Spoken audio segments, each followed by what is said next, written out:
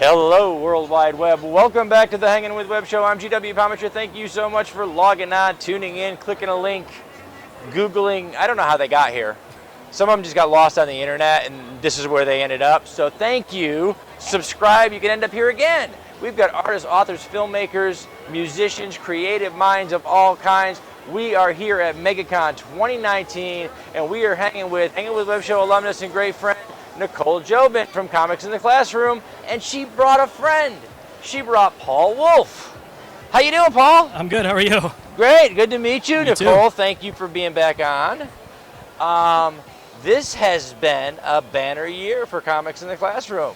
Yeah? So, you remember 4 years ago we sat on a couch in a hotel room and just dreamed. Yeah. And now 4 years later, you have been recognized all around the state in the news. Yep.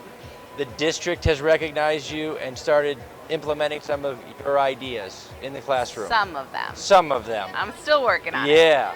So, well, how does that feel? It's been pretty awesome, I have to say. Yeah. It's been exciting, but it was like I never expected it to be anything. I just said, well, I'll go and talk to a few people, and See then what it happens. became this. Yeah. It's like the news guy calls and said, we really want to do an interview, and I'm like, okay. Okay. Yeah. And then we were lucky enough to meet Paul on the web. And he just dropped by the link, and he started talking about some of the cool things he was doing to bring some form of comics into his classroom, which is amazing. So I'll let him talk about that too. But it just kind of turned into something.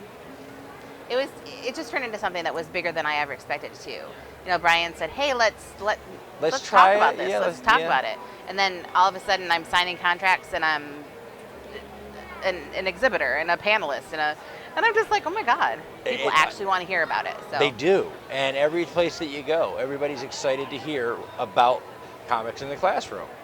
Paul, how did you get mixed up with this menage? Well, by the way, welcome to the family. Thank you very much. Crazy is every Thursday, Wednesday, Tuesday, Monday, and Friday. Okay, very good. Yeah, every week. That sounds good. all the days that end in Y. I got it. Okay. Yeah, okay. Well, basically what happened is Brian and I had a mutual love for some YouTube shows on like Movie Talk and AMC and Collider and the movie trivia Schmodown with Collider. And I saw a link one day for Comics in the Classroom, and I'm like, wait a minute, I do that. So That's awesome. I just messaged her and messaged him about some things that I did in the classroom, and I kind of felt like I was the next piece because she does a lot with reading and reading comprehension. I bring in writing, even organization with bell work for kids to settle down in the middle of the before the class starts. I've even done math and brought in comics with science, and so it's just almost like a perfect relationship with me bringing it in here. And I'm all the way from Ohio, so she's bringing in people from all over. And it's an amazing thing that she's doing, and I'm just excited to be a part of this. Let's remind everybody what Comics in the Classroom is all about. So basically, Comics in the Classroom it started as a reading initiative to try to get our kids to read because we have so many struggling readers.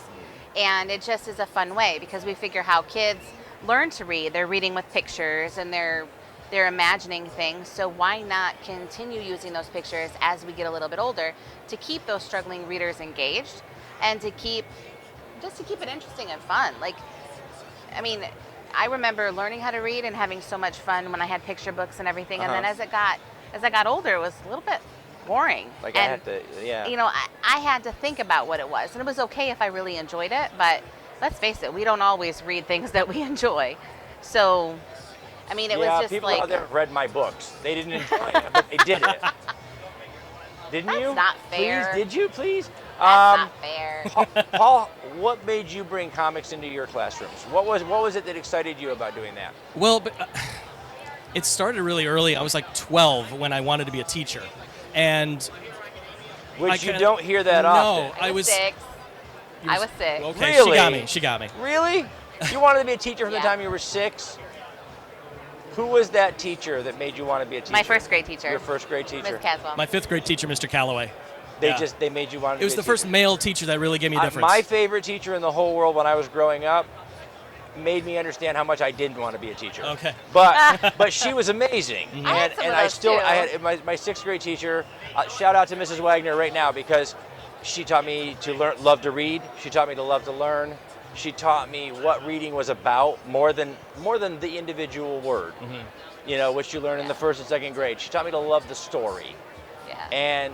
And she taught me to love learning and to want to be a lifelong learner. So, but those teachers have a major impact on us, and it's great that you wanted to be those guys, which is awesome. So, when you started teaching, what made you say, hey, comic books or comics would help me in the classroom? My first job was at an alternative school where the students were kind of displaced from their home school because of behavior issues or really bad grades, and they wanted to just move them out to try to give them a fresh start. And a lot of them wanted to throw the chairs and swear at you rather than learn.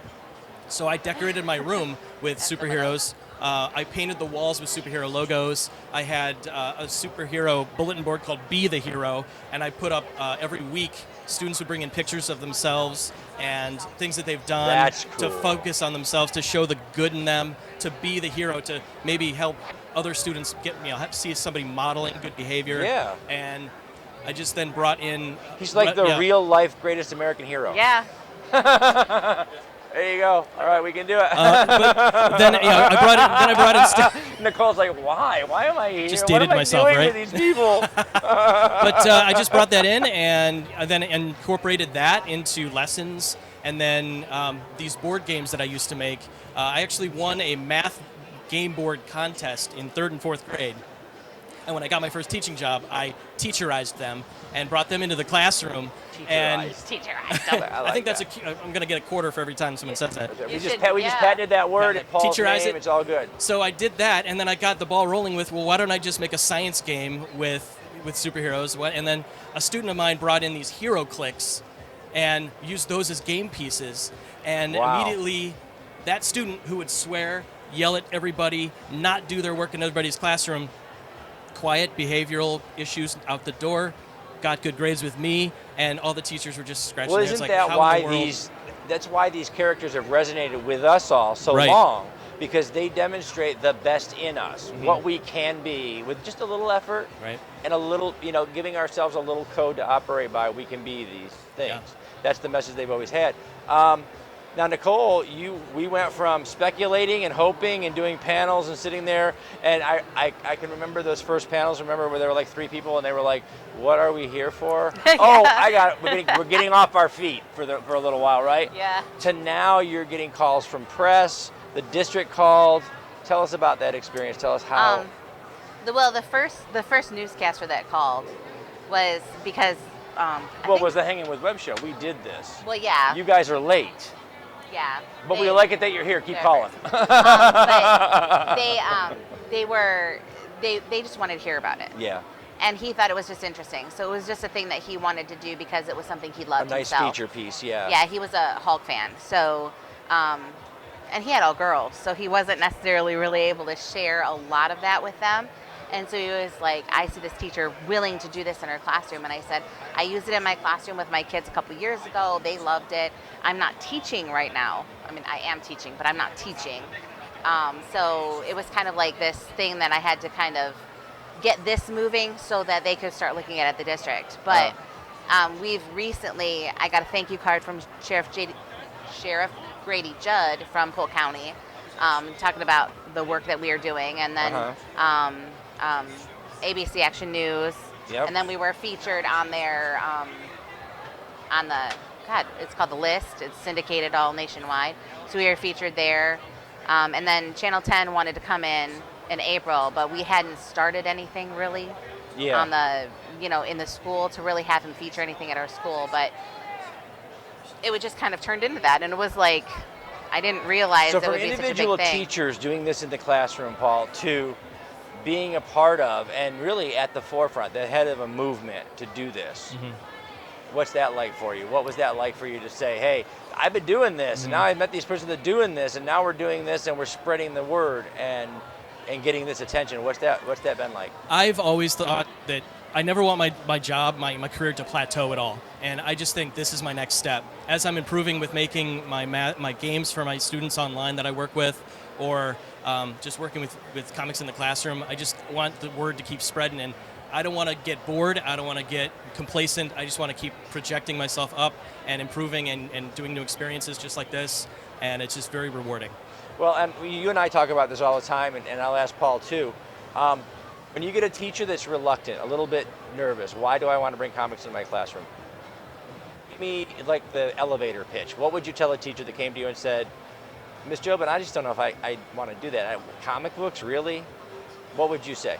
I always tell them to think about a comic book that actually told a story. It's bigger than just the superhero. The superhero has a problem.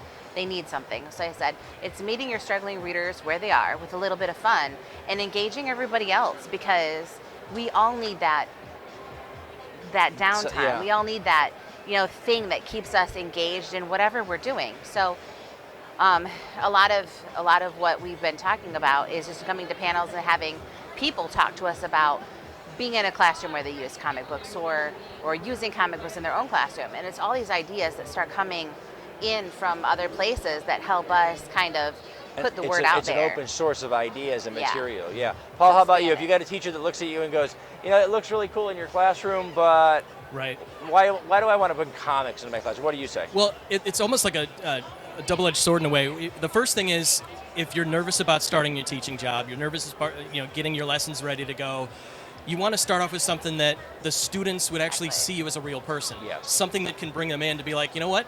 I think I like this guy. I want to relate to him, because that's the first step. The first step is not only establishing the rapport, exactly, and then showing the students that you could use things that you like in lessons and not make them boring. Like instead of the read the story, answer these questions, there's a quiz on Friday. Yeah. You've got superheroes involved. You've got all sorts of things that will incorporate it, make it fun for them, and make them learn and have fun at the same time. Yeah. Well, guys, we could talk. One more. No, go ahead. One more time. My kids were really excited about it just because we were already doing that rapport stuff, and we did the comic books at the end of the year.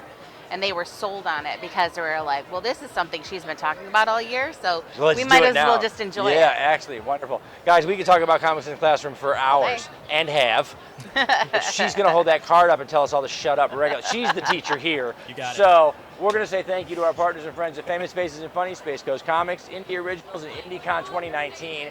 Our great friend Josh Bauer at J. Bauer Art for all the set pieces here. Our good friends over at Krypton Radio, Foxwood Wine Company, because these chairs are wicked comfortable. We're getting better here. I like that. And our good friend, author Yvonne Mason at Off the Chain Radio. Thank you guys for sharing our videos. We hope everybody else out there too. Keep logging on, keep tuning in, and see who we're hanging with next.